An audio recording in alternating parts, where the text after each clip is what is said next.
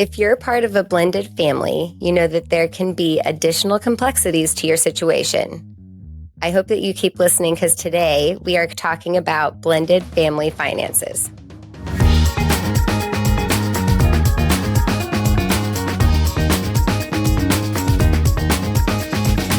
Welcome, welcome. Thanks for joining us for another episode of Your Life Simplified.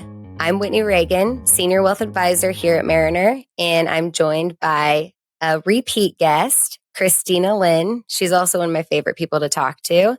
Christina has a myriad of credentials. She is a PhD, a certified financial planner, and also an accredited financial counselor. I almost didn't get all of those in. Christina, I wanted to make sure I named all of your credentials because I think it's important for the audience to know first that you've spent so much time educating yourself, but also to show that you do have a lot of credibility in what we're talking about today. How are you? I'm good. Thank you, Whitney. I appreciate that. I am very excited that you're joining us again and that we get to have another conversation around family dynamics and more specifically, blended family finances. So I didn't mean to interrupt you. I feel like you were going to say something. I just wanted to ask quickly, what made you so excited and passionate about this topic? Because I feel like it was your idea. Yeah, I probably think I did throw it out there as a topic. I think that it's not a taboo topic, but it's just not a popular one. It can bring up some negative feelings, maybe some bad memories. It's a hard topic, right? But that doesn't mean we should ignore it. I think it kind of helps to talk about it in a neutral setting. I am in a blended family, so I have skin in the game here, and I have been very interested in kind of cracking the code to how to optimize blended family finances. So, yeah, that's kind of my background with it. It's your background. It hits close to home because you're part of a blended family. And also, I feel like you deal a lot with estate planning and you specialize in helping with estate planning, and you probably have done this a lot with blended families. Yeah, it's a good point, Whitney. So I daily am helping advisors work on more complex estate planning cases.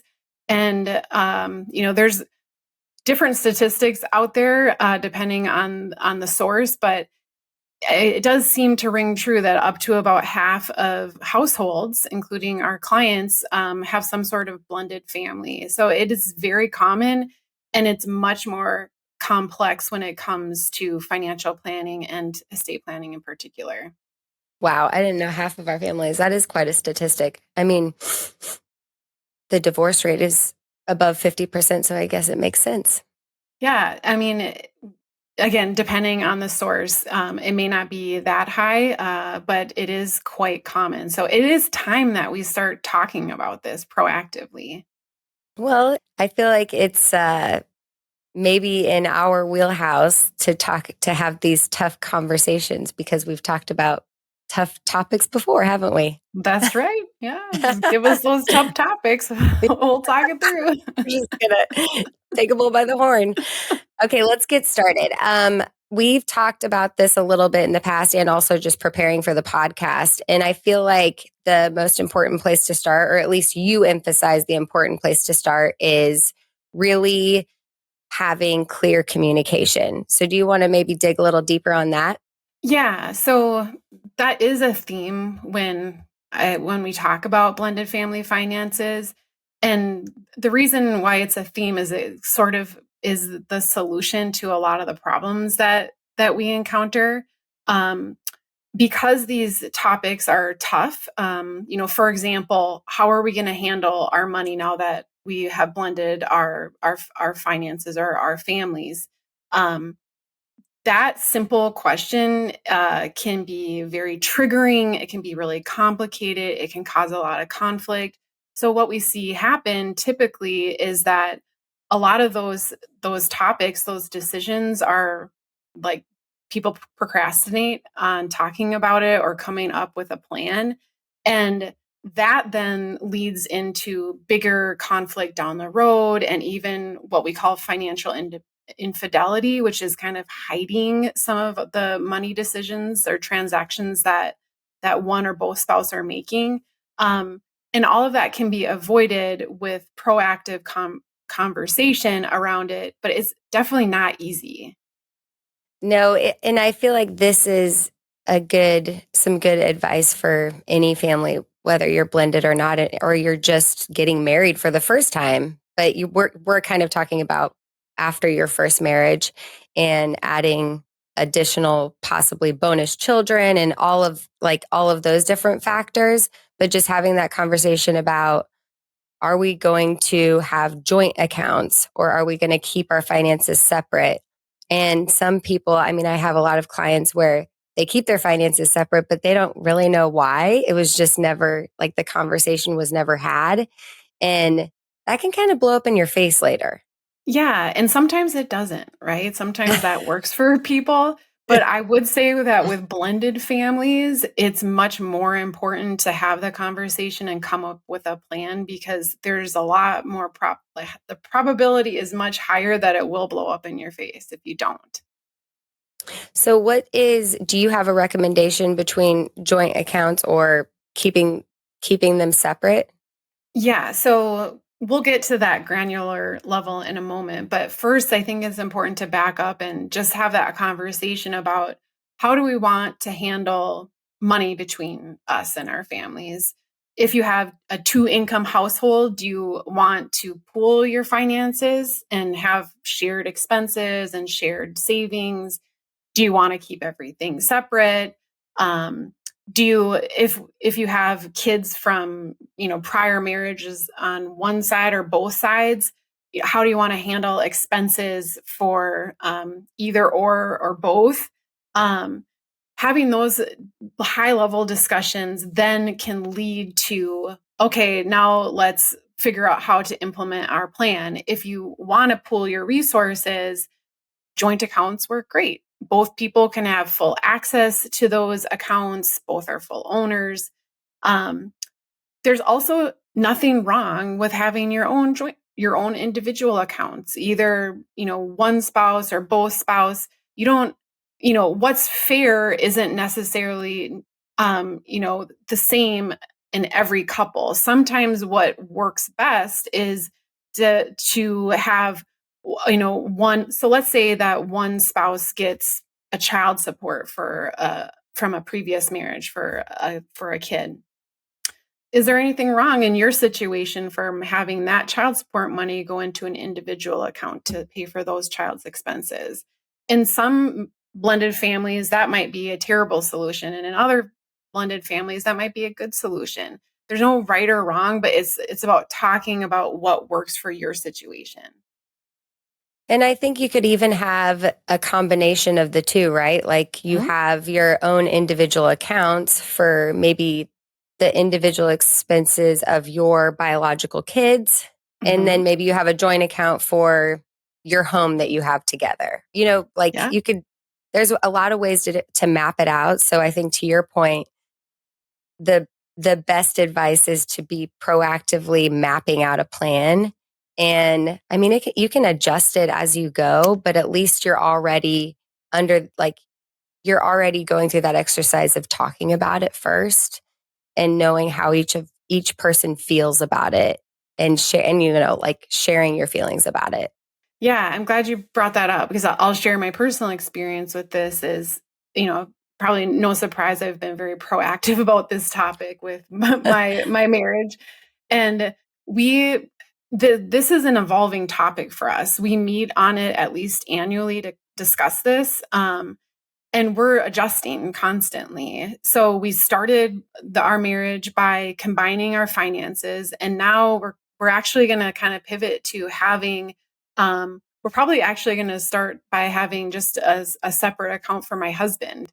He like, with his personality, he just needs a little bit of a fun budget to spend without me eyeballing it all the time. And I don't mean to be critical, but like when I see certain expenses, I'm like, well, what was this for? Yeah. And that not only is that not needed, and it also causes unnecessary anxiety. So for a solution that we're finding as we evolve with this is, it's okay in our situation to have a little bit of independence. It's within our budget. Right. I don't need that for myself. So that's going to be our next iteration.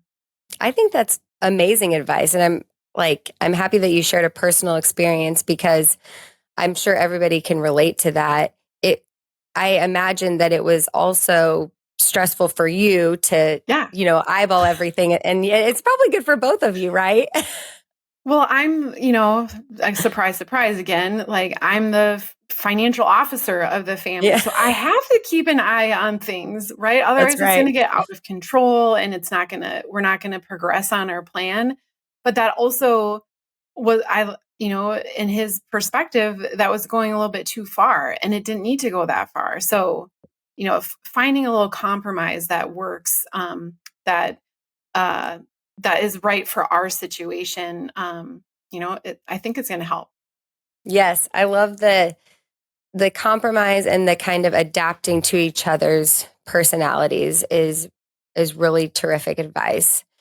Is there anything you wanted to touch on before we kind of drill down into the deeper level of like separating versus joint?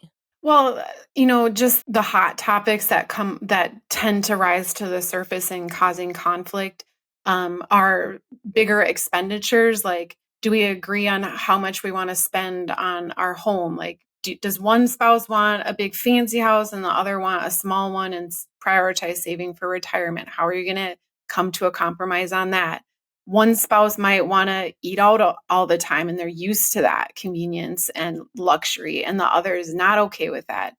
You know, both in a blended family, you both come from kind of strong independent narratives, and now you're needing to find new common ground. So just coming up with how you want to handle those things, and even giving money to charity or to church, or how much are you accustomed to saving for retirement? Like talking about those things and finding a happy medium. Even when it comes to paying for education, there's a couple different layers to that. It's like it's possible that part of the children go to private school and part of the children go to Yeah. public school. So are we going to continue to pay for the private school, or, like how are we going to adapt to that? But then on another layer, are we going to pay for their college? One of the parents might have already had in their head that they wanted to pay for that child's college, but then now you have more kids. Like, how are you going to save for that? And how are you guys going to communicate through that? Yeah, those are really touchy issues, but important conversations to have, because if you don't, you're like, that problem isn't going anywhere. It's just boiling in the background, and the kids are going to need therapy over it in the future. You're going to need therapy over it in the future. So, just deal with it now, right? And you can reach out to help if you need, a neutral party to facilitate those conversations. But you brought up a great one, which was, more of a bigger ticket item, education. How do we handle discrepancies and how we treat, his kids versus her kids, or, some sort of blended approach to that. Um, it goes down to a more granular, lower cost ticket items, like phones, for example. Does one kid always get the latest iPhone and the other kid gets like a hand me down track phone kind of thing? They notice that. And, if you don't deal with that, I'm not saying you have to treat all the kids the same, but if you don't talk about it and debrief your kids with the situation and how you are planning, like what your plan is as a blended family to handle that, um, they're they're left to kind of like deal with that on their own, and they're likely coming up with a story that is not healthy. Right. That was a great segue into the more, I guess, parenting topic of how you're parenting your kids. And I don't want to get too deep into like recommendations on parenting because we're more focused on finances. But I did want to kind of ask your advice. Like, have you seen before in your experience where there have been children that are treated differently, or maybe that like paying for more for one kid over another? Like, how do you handle that? And maybe can you just touch on that a little bit? Well, I think how you handle it is you start by just addressing the elephant in the room. Because again, even if you don't handle it, the kids are handling it on their own, or like the more disadvantaged spouse in that case is also handling it on their own by trying to process it. And it's causing more grief and tension and conflict that is just going to build up over time. And so I would say like definitely there's issues that are, boiling behind the scenes that are better off if you just address them and find a way that either to compromise on it or a narrative that you can share with your kids. Like, look, this is what our situation is. I know it's not fair. But this is how we're choosing to handle it. You said disadvantaged spouse, and it made me think of like different income levels. Is there Mhm. anything that we can unpack there if the spouses have different income levels and how to approach that topic? Yeah. So again, there's no right or wrong answer here. Every couple is going to be unique with how they want to handle this. But I guess I have seen cases where spouses make exactly the same and their benefits of the same are the same, but it is more often than not that one spouse makes a lot more money than the other one. And some couples approach it like we just want to be 50-50 equal on everything. And that's great. That's wonderful egalitarian approach to it. That doesn't work for other people, and that's okay too. I like for those couples, they find compromises where maybe they put like a percentage or a certain dollar amount that gets siphoned off into one account that goes for the higher income earner spouse. So, they get to, maybe spend more money on clothes or on a trip with their friends every year kind of thing. Again, there's no right or wrong, but it's just a conversation and a plan that can be developed to help relieve some of this tension that doesn't need to boil up behind the scenes. All great points that we've already touched on so far. I want to shift gears a little bit and talk about estate planning for blended families. I think we kind of talked about how you are really involved in estate planning. So I feel like that's something that we should hone in on here is updates to estate planning. Do we need to change their estate planning? I mean, what are your thoughts here, Christina, on how to, I guess, go about the estate planning when you have a blended family? Okay, yes. Well, the first point is it's more important to come up with an estate plan, an intentional one when you have a blended family than when you have a traditional family. Because if you don't, you are likely to disinherit kids or create family conflict where, it can be maybe not easily avoided, but at least preventable to some extent. Don't stick your head in the sand, address it, talk to a professional that can help you walk through the options. So, I wanted to share a quick story about how my husband and I approached this. So, he doesn't have kids from a prior marriage. I do. So, in the spirit of just proactively conversing about these hard topics, we talked about how we would want to leave our assets if one or the other person dies. And then we had a baby together. And so do we want to treat, the two kids from my previous marriage any different from our son together? And so again, there's no right or wrong to that, but just to, share a personal story, you know, everyone kind of has awkward conversations that they need to have in a blended family, and it can be fine. It turned out really well, and it was a really sweet conversation, and it really filled my heart with joy to come up with a solution to that. But I'll also share some of the more like sad things that I run into and in my work with more advanced estate planning cases where clients have a lot of money. What happens often that I see in cases that go wrong in blended families is that they don't have any sort of protection put in place for the children, their biological children, if they're in a situation where they get remarried. And what we see happen often is that the assets then go to the new spouse, which if they get remarried, they can completely leave the bloodline and leave the biological kids, really upset, like traumatized from that. Or if there's just so many different like scenarios that can play off of that one type of setup. Um, Another big issue that we run into with estate planning and blended families, just because people don't realize like what could go wrong if you don't proactively plan with this, is they set maybe a new spouse or one of the kids up as the successor trustee of trusts. So they're in charge of other people's money in the family for one reason or another. Maybe one kid isn't very responsible with finances. But what that does is you're setting yourself up for pretty uncomfortable family conflict after the biological spouse passes away. And so just talking about, does a corporate successor trustee make sense for us? I think in blended families, the answer is yes to that question a lot of the times. Yes. And you also don't want to, I think these are fantastic points because I've had experience with this a lot with clients and just personally.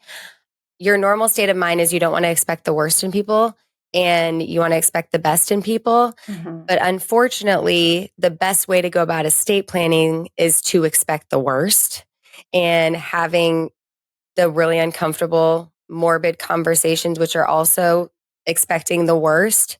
But if you expect the worst that can happen, then the best thing that will be for your family is that you're protecting the individuals in your family and you're protecting the assets. And you're also allowing kids to be able to grieve for the loss of their loved ones rather than having to deal with internal conflict with the blended family or maybe with the stepmom or the stepdad or however it works out. Really well said, Whitney. Thank you. I do want to touch on one more thing because I feel like the whole theme of this conversation has been really transparency and proactive communication. And you mentioned something that I thought was so lovely, and you call it money dates. So, will you tell us what are money dates and what are they all about? Yeah, so I'm not the one who came up with this. You There's can't a couple. take credit for it. No, unfortunately. I know of two academics who have written on this, Dr. John Gottman and Dr. Sonia Luder. They have books that walk you through a money date.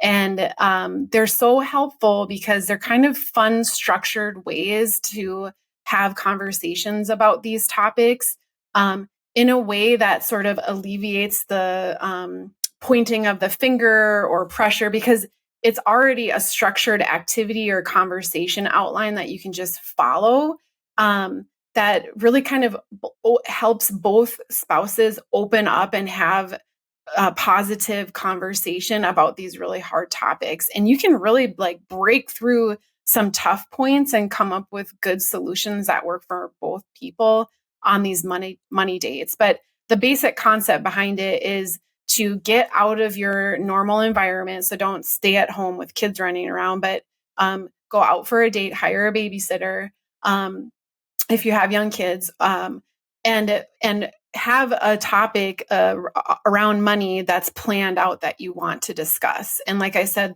there are already some structured activities that you can follow on these money dates, but they have been so helpful for my husband and I to do.